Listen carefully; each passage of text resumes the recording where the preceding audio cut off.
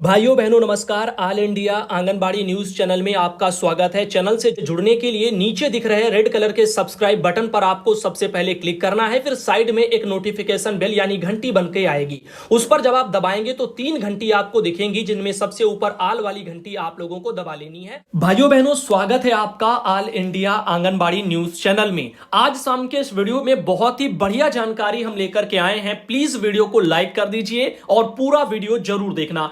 सबसे पहले आपको बता दें, उत्तर प्रदेश में मानदेय के संबंध में शशि बहन आती हैं सीतापुर से और ये मिनी आंगनबाड़ी कार्यकर्ता हैं। इनके अकाउंट में 7,000 रुपया लगा है। बहन ने यहां पर मैसेज करके हमको बोला भी है कि सुधांशु भैया गुड इवनिंग, मैं सीतापुर के अलिया ब्लॉक से मिनी कार्यकर्ता शशि तिवारी हूं और भैया मेरे यहां नवंबर मंथ से मानदेय नहीं आया और उमंग ऐप पर अब चेक किया है तो यहां पर यह दिखाई दे रहा है। खैर, इनका पहले भी पैसा आया है। जब सबका 8200-8500 आया था तो बहन का पैसा आया था 9,000 रुपए। तो पहले 9,000 रुपए इनके आए थे जब सबके 8200 या 8500 आए थे, और उसके अलावा जो है अब इनके अकाउंट में 7,000 रुपया भी आया है। जैसा कि आप एक बार फिर से जो है इसको देख सकते हो, अमाउंट यहां पे 7,000 इनका कहना है कि इनके अकाउंट में आया है। और ये कैसा पैसा है, और ये बहन आपके उस समस्या यानी आपके द्वारा भेजे गए इस वाले जो है स्क्रीनशॉट से कंफर्म हो जाएगा। जब भी आप पैसे को ओपन करते हो तो उससे पहले आप देख लो कौन से कॉलम में वो पैसा शो हो रहा है। यानी पहले वाले इस वाले कॉलम में अगर है तो आपका मानदेय है, यूपी स्टेट देखो लिखा हुआ है,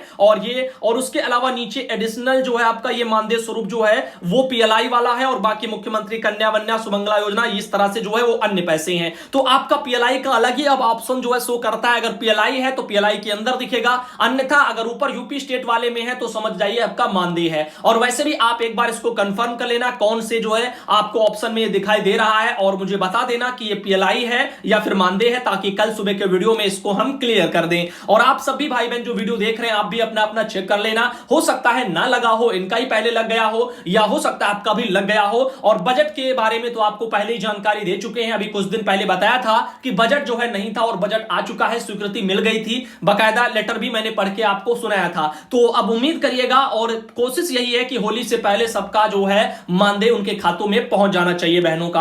अब माया बहन आती है वाराणसी से, उन्होंने एक जानकारी भेजी है। यहां पर उन्होंने कहा है कि ये हम लोगों को यहां पे बुलाया गया एक दिवसीय ट्रेनिंग में, और फोटो वगैरह बहने ने भेजी है जिसमें आप देख सकते हो कितनी ज्यादा गंदगी है। बनारस काशी विद्यापीठ की आंगनबाड़ी बहनें हैं हम लोग, और हम लोगों को बुलाया गया नीलू पंचायत भवन वगैरह चांदपुर वाराणसी में, इस तरह से उन्होंने लिखा है। खैर, आपको एक बार दिखाना चाहेंगे तस्वीरें, जहां पर आप देखिए बोर्ड का ये आलम है, खुला हुआ बोर्ड ऐसे पड़ा हुआ है। बताओ, गलती से अगर कोई किसी की उंगली तक इस पर चली जाए तो कहीं ना कहीं और के जो लेने के देने पड़ जाएं। इसके अलावा आप यहां पे गंदगी देख सकते हो कितनी ज्यादा है। सीलन की वजह से जो है दीवालों पर कितनी ज्यादा जो आप लोग देख सकते हो काई वगैरह जमी हुई है। तो इस तरह से गंदगी वगैरह में जो है बहनों को ट्रेनिंग के लिए बुलाया गया है, और साथ ही ये बहनें बैठी हैं, और जैसा कि आप देख लंबा इंतजार भी इनको करना पड़ा। साथ ही साथ आप पीछे वाली जो है वाल पे देख सकते हो, यहां पर भी बहुत सारी गंदगी दिखाई दे रही है। और बाकी बहन ने एक और ये भी फोटो भेजी जिसमें आप इसका अंदाजा लगा सकते हो कि क्या हालत है वहां पर जो है बाथरूम वगैरह में भी उस साइड में। तो इससे आप अंदाजा लगा सकते हो। बाकी सफाई नहीं हुई है, कोई भी झाड़ू पोंछा कुछ भी नहीं है। तो बाकी नीचे जो है बहुत ज्यादा फर्श पर जो है धूल वगैरह भी जमी है, और ऐसी जो है गंदगी की जगह पर ट्रेनिंग जो है विभाग ने करवाई है। साथ ही बहन ने कहा है कि चारों तरफ जो है मोटी धूल की परत जमी हुई है, और इस गंदगी में हम लोगों को बुलाया जाता है ट्रेनिंग के लिए जहां कोई भी व्यवस्था तक नहीं है। 10 बजे बुलाया गया और 11:30 बजे तक कोई वहां पर आया तक नहीं है ट्रेनिंग में। और इस तरह से बहन ने जो है ये जानकारी भेजी। बनारस काशी विद्यापीठ ब्लॉक की ये बहनें हैं, मोदी जी का संसदीय क्षेत्र है और वहां का ये आलम है। अब आप सोचो बाकी जगह कैसा क्या जो है आलम होगा, ये तो मोदी जी के संसदीय क्षेत्र का है। अब इनके अलावा आपको बता दें, आंगनबाड़ी बहनों पोषण ट्रैकर जो ऐप है उस पर पुष्पा बहन आती है बस्ती से, उन्होंने अपने वहां से एक जानकारी भेजी। दरअसल एक एरर ये वाली शो कर रही है, मैं 2-3 बार दिखा चुका हूं, the anganwadi centre ID field is required. तो इस तरह से एक एरर शो कर रही है, इसका समाधान अभी नहीं है। और जब भी पोषण ट्रैकर पर एक नया फिर अपडेट आएगा तो शायद ये वाली जो आपके एरर जो है ठीक हो पाएगी।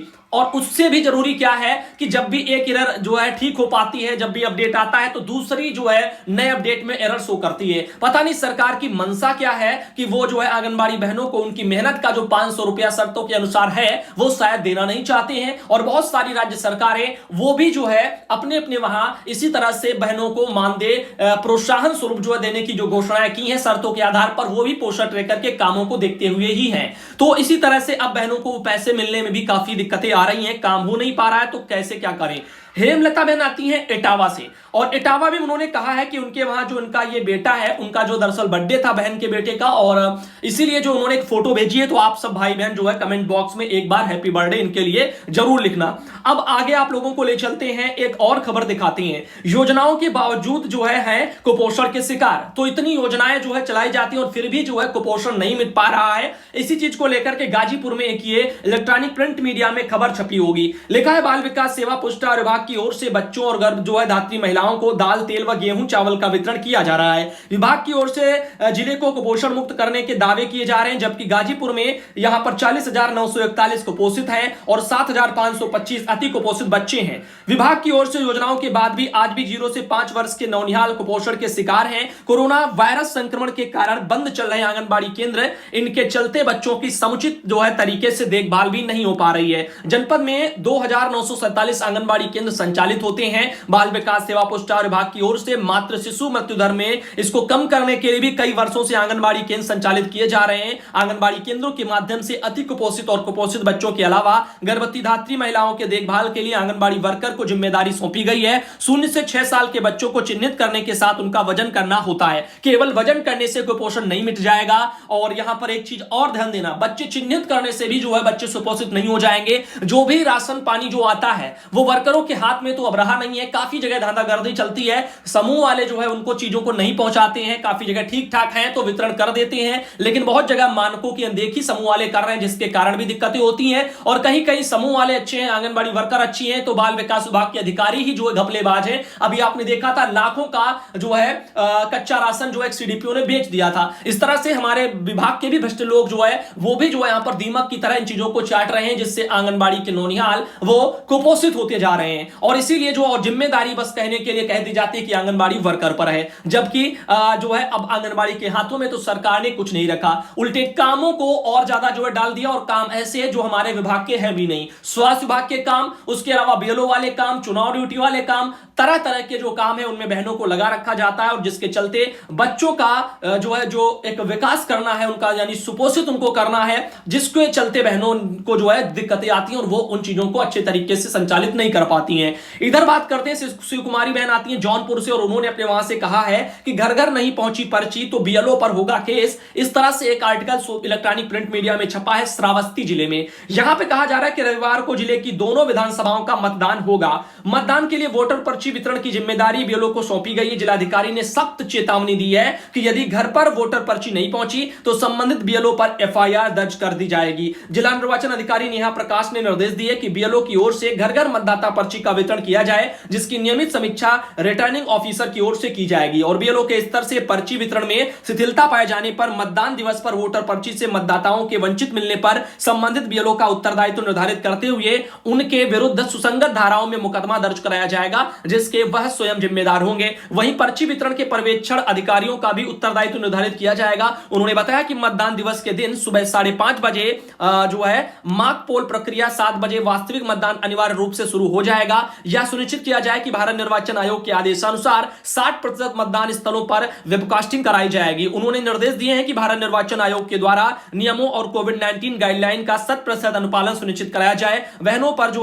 वाहनों पर अनुमन्य साइज का जो है झंडा वो लगे, और यह सुनिश्चित कराया जाए कि मानक विपरीत झंडे लगाने वाले वाहनों पर निर्वाचन के नियमों के तहत प्रभावी कार्रवाई भी की जाए। तो यहां पर एक ये जानकारी आई है। आगे आप लोगों को बता दें कि ये बहन आती हैं पूनम त्यागी जो अमरोहा जिले से, उन्होंने एक फोटो भेजी है। और इनके अलावा ये गजला परवीन बहन बिजनौर से आती है, उन्होंने भी अपने वहां से एक फोटो भेजी है। साथ ही उन्होंने एक वीडियो भी भेजा है। वीडियो को कल सुधांशु पटेल चैनल पर प्रसारित कर दिया जाएगा। ज्ञानमती साहू बहन रायबरेली से आती है, उन्होंने अपने वहां से एक फोटो भेजी है। साथ ही एक बहन आती है अफसाना जो बहराइच से, उनके द्वारा भी एक फोटो भेजी गई है। और इनके अलावा ये बहन है सूरजकली जो रायबरेली से आती है, इनके द्वारा भी एक फोटो भेजी गई है। और लास्ट में बहन है अनीसा खातून जो जालौन से आती है, इन्होंने भी एक अपनी सेल्फी जो लेकर के भेजी है। तो अब आज के लिए इतने ही रखते हैं। सुबह के वीडियो